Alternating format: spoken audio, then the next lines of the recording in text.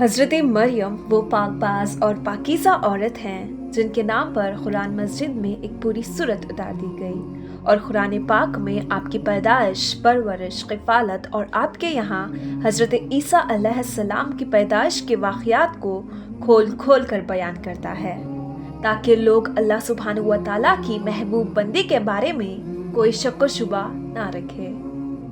हज़रत मरियम हज़रत दाऊद अलैहिस्सलाम की नस्ल से ताल्लुक़ रखती हैं। आपके वालिद मोहतरम उस दौर में बनी इसराइल के इमाम नमाज थे और आपकी वालिदा भी आबिदा और जाहिदा खातून थी। उस दौर में अल्लाह सुब्हानहू व तआला ने बनी इसराइल पर हज़रत ज़करिया अलैहिस्सलाम को मबऊफ़ फरमाया था।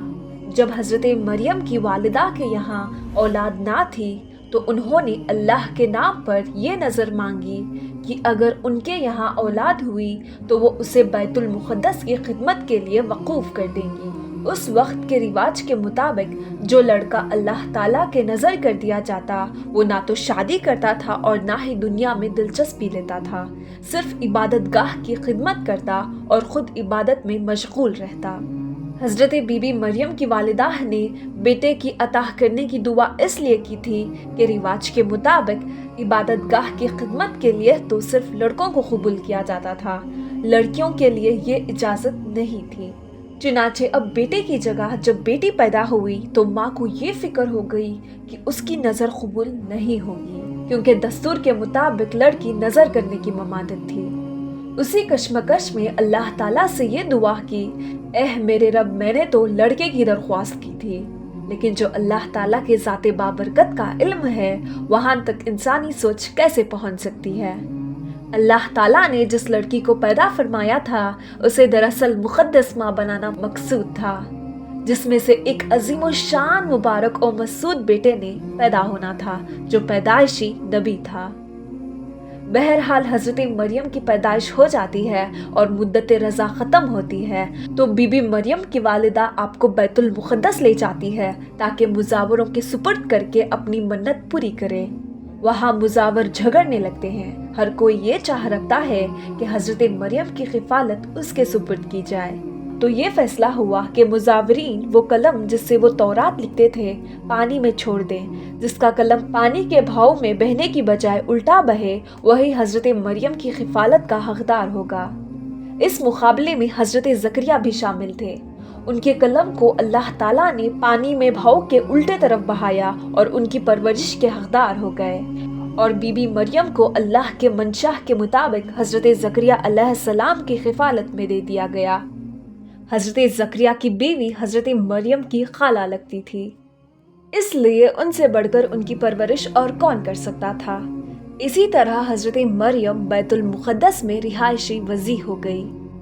आपके लिए एक कमरा मखसूस कर दिया गया जहां हज़रत ज़करिया के अलावा कोई नहीं जा सकता था। आप दिन रात अल्लाह सुब्हानहू व तआला की इबादत में मशगूल रहती थी। जब भी हज़रत ज़करिया आपके पास आते तो वो हैरान होते, क्योंकि आपके पास बेमौसम फल मौजूद होते थे। गर्मियों के फल सर्दियों के मौसम में और सर्दियों के फल गर्मियों के मौसम में आपके हुजरे में मौजूद होते थे। हज़रत ज़करिया की हैरत वजह थी, तभी हज़रत मरियम से पूछा कि ये फल कहाँ से आते हैं, कौन देकर जाता है आपको। हज़रत मरियम पुरसुकून होकर फरमाती हैं कि अल्लाह के पास से। तभी हज़रत ज़करिया ने अल्लाह सुब्हानहू व तआला से वारिस के लिए दुआ फरमाई।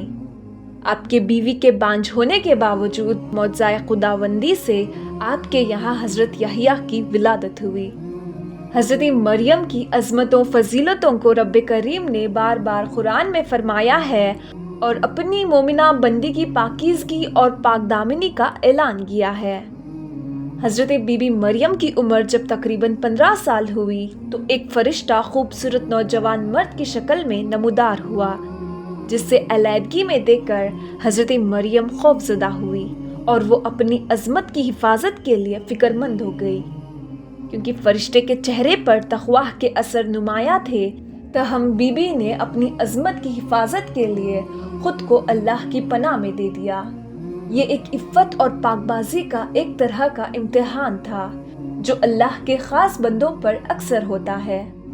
आपने उस शख्स से कहा कि वो वहाँ से चला जाए ان کی پریشانی دیکھ کر نوجوان نے کہا کہ گھبرانے کی ضرورت نہیں، میں انسان نہیں ہوں، اللہ تعالیٰ کی طرف سے بھیجا ہوا ایک فرشتہ ہوں۔ آنے کی وجہ بتاتے ہوئے فرشتے نے کہا کہ آپ کو ایک پاکیزہ اور مبارک و مسعود بچے کی ولادت کی خوشخبری دینے آیا ہوں۔ حضرت مریم کو انتہائی تعجب ہوا۔ وہ بولی، یہ کیسے ممکن ہے کہ وہ شادی شدہ نہیں تھی؟ فرشتے نے کہا کہ اس سے پہلے اللہ تعالیٰ نے آدم علیہ السلام کو ماں اور باپ دونوں کے بغیر پیدا فرما چکا ہے، اور حضرت حوا کو صرف مرد کی وجود سے پیدا فرمایا گیا۔ حضرت مریم جب حاملہ ہوئی تو ایک دور جگہ چلی گئی۔ اس بارے میں ایک قصہ کئی بزرگوں نے ذکر کیا ہے کہ جب آپ کا حامل ظاہر ہوا تو سب سے پہلے بنی اسرائیل کے عابد اور زاہد شخص وہاب بن منبہ، جو آپ کے خالازاد بھائی تھے، انتہائی تعجب میں پوچھا، اے مریم، کیا بیج کے بغیر کھیتی اگ سکتی ہے؟ فرمایا، جی ہاں۔ بتاؤ کس نے پہلی مرتبہ کھیتی کو پیدا کیا؟ پھر پوچھا کہ کیا بغیر مرد کے عورت ہو سکتی ہے؟ فرمایا کہ جی ہاں، اللہ تعالیٰ نے حضرت آدم علیہ السلام کو بغیر ماں باپ کے پیدا فرمایا۔ پھر کہا، اچھا اپنی خبر دو۔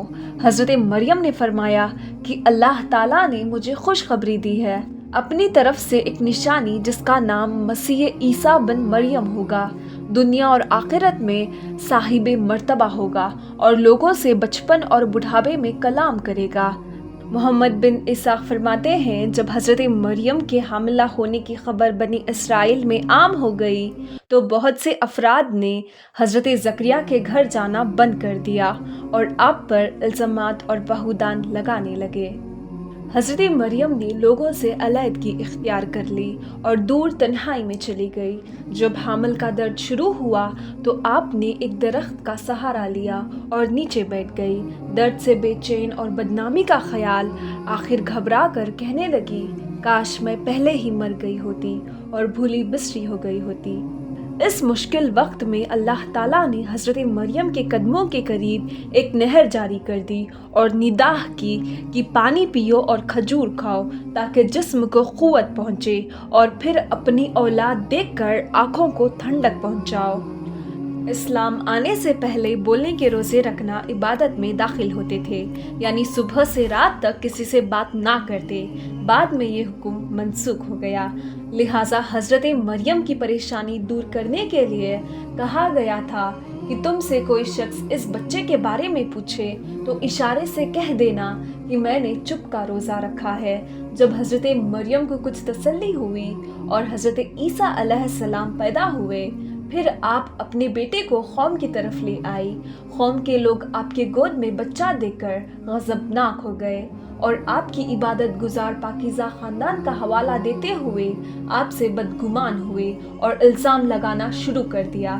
جب حالات بہت دنگ ہو گئے اور سوچ سمجھ کر دروازے بھی بند ہو گئے، صرف توکل کا مدار اللہ کی ذات ہی رہ گئی، تب حضرت مریم نے بچے کی طرف اشارہ کرتے ہوئے کہا کہ اس بچے سے بات کر لو، تمہارے سارے سوال کے جواب یہ بچہ دے گا۔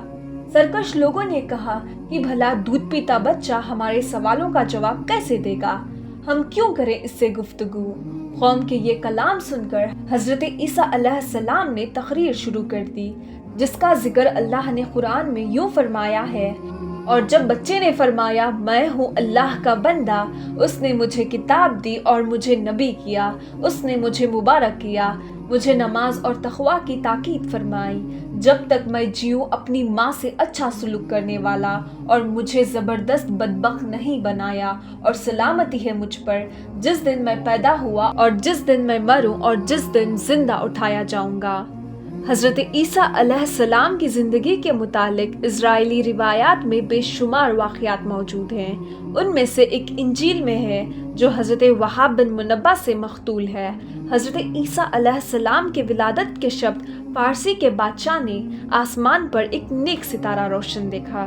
نجومیوں سے دریافت کیا تو بتایا گیا کہ یہ ستارہ کے طلوع کسی عظیم و شان ہستی کی پیدائش کی خبر دیتا ہے جو ملک شام میں پیدا ہوئی ہے۔ बादशाह ने खुशबू के उम्दा तोहफे देकर एक वफद को मुल्क शाम रवाना किया। मुल्क शाम पहुंचकर वफद ने यहूदियों के बादशाह से तमाम हालात दरियाफ्त करना चाहा। वफद के ज़बानी वाक़यात सुनकर बादशाह घबराया और फिर वफद को इजाज़त दे दी कि वो बच्चे के मुतालिक मालूमात हासिल कर ले। पारसियों के इस वफद ने बैतुल मुक़द्दस पहुंचकर हज़रत ईसा अलैहिस्सलाम को देखा तो सजदाए ताज़ीम किया और चंद रोज़ वहाँ क़ियाम किया। उसी दौरान उस वफद के बाज़ आदमियों ने ख्वाब में अपने बादशाह को इस बच्चे का दुश्मन देखा।